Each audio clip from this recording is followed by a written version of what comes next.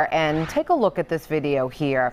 These alarming actions, why some people call him Machete Man. And lately, he's been the reason behind safety concerns in Atlanta's Kirkwood community, a community that's known for being edgy and having sort of a small town feel, but residents say their tolerance is being tested. Some business owners say the man is scaring off customers. The Fox 5 team's Dana Fowl is looking into this for us this morning. Dana is here. Dana, what have you learned about this man, why he's doing this, and the impact in the community? Well, this story has so many layers, but let's start with the fact that he has knives, all sorts of knives, and he wields them in the front yard. He does it out in the street, and a nearby salon owner, really right next door, says it's frightening her customers, and the threats they've told police have escalated.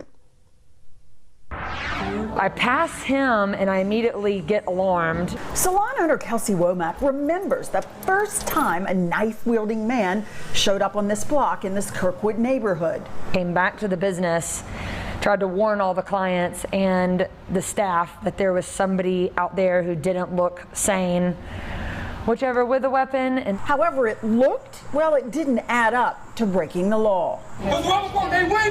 Atlanta police, neighbors say, have been called repeatedly since he moved in over the summer, next door to the hair salon and to a candy shop. We'd have a guy out there with swords and machetes and everything else.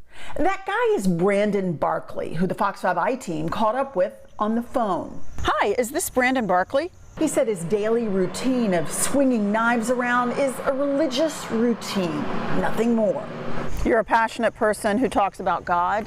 He was threatening to hurt my clients if they parked in front of the house that he didn't rightfully own. He's accused of being a squatter by Invitation Homes Management. They told Atlanta police they own the house on Hosea Williams Drive, not him. Invitation Homes filed to evict him in July, but the pandemic has slowed the process. In a counterclaim, Mr. Barkley said he's owed $5,000 from a couple he thought owned the home, but never brought him the lease. APD concluded it's a civil matter. The Kirkwood man told the Fox 5 team he actually bought the house, paid cash to this same couple. How much did you give them? You gave them $20,000? He said he didn't have any paperwork to prove it, and the number he gave us for this couple, well, it's disconnected. Next door business owner Kelsey Womack says she's not concerned with who owns the home, but with how the person living there is behaving. It's caused us to lose money. It's caused us to lose business. Then there was the tipping point. Caught on the business surveillance camera, the Machete Man, well, he was carrying a new weapon. He told passersby it was a stun gun. He was shocking the taser, however it works, and the client who's outside just said, you know, do not come near me with that taser. Then 33-year-old Brandon Barkley pulled out something that callers to 911 believed was a gun. August 19th, Atlanta police finally arrested him.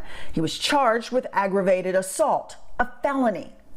Invitation Homes changed the front door lock, put up a no trespassing notice, but relief was short-lived. Days later, Brandon Barkley, still holding a key to the back door, he said, was out on bond, back in the home with knives out. That you say you own the home, you have keys, and part of your performance with the knives in the yard is because you're becoming an angel. Okay, gotcha. I don't want anything to happen to him, but he's terrorizing my clients. Now, Kelsey Womack says she's afraid he perhaps might challenge the wrong person on the corner and get hurt himself. I talked to Mr. Brantley's mother and asked if there were any mental health issues, and she said absolutely not. None. He says there are none as well. His mother just says he's, quote, really into God. And she backs up his story that he gave $20,000 to a couple to own the home. Portia? So Invitation Homes, they are moving forward with the evictions process, or where do things stand there? Yeah, I mean, they've been trying since July. We've seen the records on that, but there's been, you know, a moratorium on evictions. And, you know, even for those cases that could go forward, this is backed up. I mean, there's a backlog there. The moratorium ended officially at the end of the month, so they're hoping to get in the queue to go ahead and legally ask him to move along. All right, disturbing scenario there. Hopefully this is just resolved peacefully and get some answers. Yeah.